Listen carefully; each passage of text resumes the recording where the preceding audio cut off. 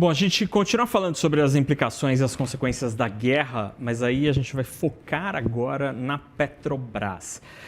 A companhia tem vivido um momento difícil. O governo tem anunciado medidas, mas aparentemente elas não estão sendo suficientes para conter a disparada dos preços e também a defasagem dos preços praticados pela estatal, que já superam os 80%, isso pelo menos antes desta queda hoje dos preços internacionais. Com isso, os investidores monitoram de perto a política de preços da estatal e volta a crescer o temor de uma ingerência política em meio à guerra e diante de meses das eleições. Assunto para ela, Lucinda Pinto, comentarista de economia da CNN, analista de economia, analista. Lucinda, boa tarde.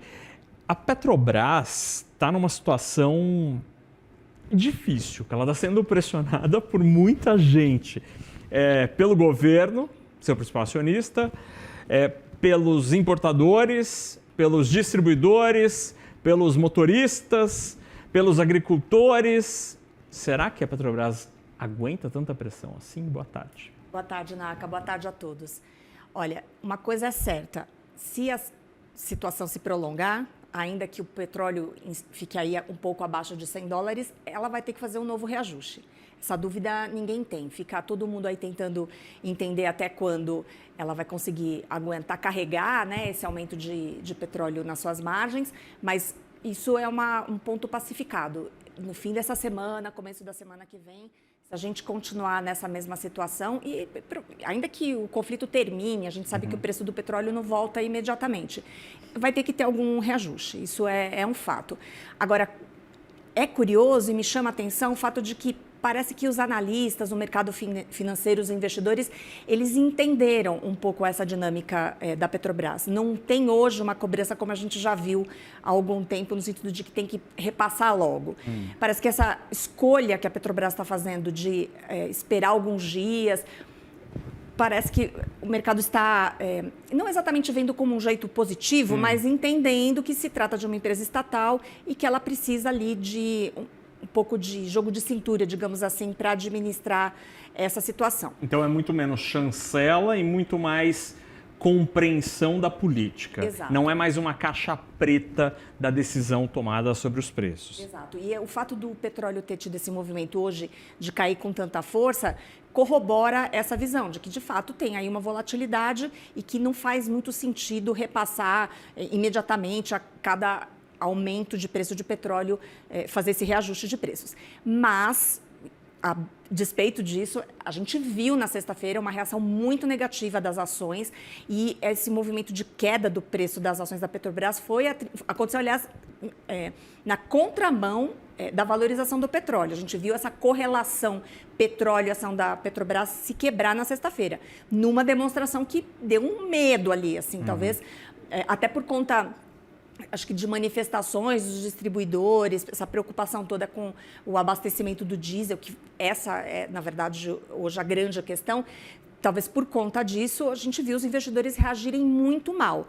Mas quando a gente conversa hoje, vendo o cenário de petróleo, a gente conversa com gente que tem ação de Petrobras nas suas carteiras, tem essa leitura um pouco mais calma, mais serena, digamos assim. E tanto é que eu li um levantamento que foi feito pela Broadcast, mostrando que, em dólar, a ação da Petrobras, ou melhor, o valor de mercado da Petrobras, né, que é igual à valorização da ação, enfim, mas que o valor de mercado da Petrobras foi o maior no mês de março, quando a gente compara com outras petroleiras. A ação até sexta-feira, o valor de mercado da Petrobras tinha subido 18,9%, isso no mês, né? E outras companhias europeias, por exemplo, estavam subindo ali na casa de 18 e pouco, 16%. As companhias americanas são as que estão registrando, obviamente, uma valorização muito menor por conta das preocupações com o que vai acontecer lá naquele mercado. A gente pode até falar disso depois. Mas, então, esse movimento dos preços mostra que existe essa confiança de que, de forma cautelosa, serena, talvez não tanto, não como agiria uma empresa privada, mas que a Petrobras vai fazer ali o reajuste do preço de forma gradual, respeitando um pouco essa ideia da volatilidade. Agora, Lucinda, é interessante pensar ou analisar esta percepção do mercado financeiro, do investidor, porque durante a última década, talvez, dá para dizer com essa margem assim, de tempo, porque por um período longo, a percepção e a leitura do investidor acabavam sendo um ponto importante na compreensão da política de preços da estatal. Se estava adequado ou não, se estava aderente ou não à paridade do preço de importação. Então, o que você está nos trazendo é que a leitura sobre este particular, hoje, é mais ok, assim, do tipo, estou entendendo o que a Petrobras está fazendo. Mas, ao mesmo tempo, é muito curioso porque, tirando o mercado financeiro, o que se vê no mercado de combustíveis... Sim, na economia real. Na economia real é muito mais ruidoso e cheio de problemas, né? A gente viu agora com a Gabriela, lá no interior do Rio Grande do Sul, mais de uma centena de prefeituras relatando alguma dificuldade de conseguir combustível. A Petrobras diz que não tem problemas na oferta. O Rio Grande do Sul tem uma refinaria, portanto, é um estado que não necessariamente depende tanto assim de combustível importado.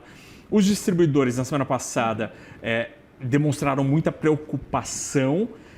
Será que a gente está numa situação em que a Petrobras está agindo de uma maneira técnica ou condizente com o que prometeu e o governo é que não está? Porque os distribuidores reclamam, por exemplo, do mecanismo de compensação tributária, que se eles repassarem o preço internacional não vão ter acesso à subvenção.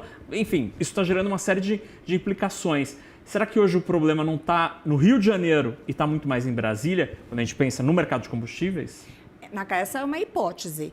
Agora, tem uma realidade que é o seguinte: a gente está diante de um produto escasso, e não é só no Brasil. A gente está vendo, a gente falou sobre isso na sexta-feira, sobre navios sendo desviados, navios que vinham para o Brasil com petróleo, que estavam sendo, ou combustível, sendo desviados para outros mercados onde a oferta de preços estava maior. Isso por conta da queda da sanção contra o petróleo russo, etc. Uma commodity escassa e a gente vai lidar com esse tipo de dificuldade. O governo está sabendo equacionar, atuar de forma a desatar os nós mais importantes. Talvez esteja faltando essa coordenação, né? Medidas que solucionem essa questão. Agora, talvez dê para pensar também que o que a Petrobras está fazendo é um pouco de coordenar ali, de organizar a sua própria capacidade de atender essa nova demanda. Então, fazendo cortes de ofertas para alguns distribuidores, pensando em outros. Quer dizer, a gente não tem clareza exatamente de por que ela fez o corte, ou deixou de fazer aquele leilão de oferta de combustível naquele momento, por que ela está reduzindo em 20% essa oferta agora no mês de abril, né?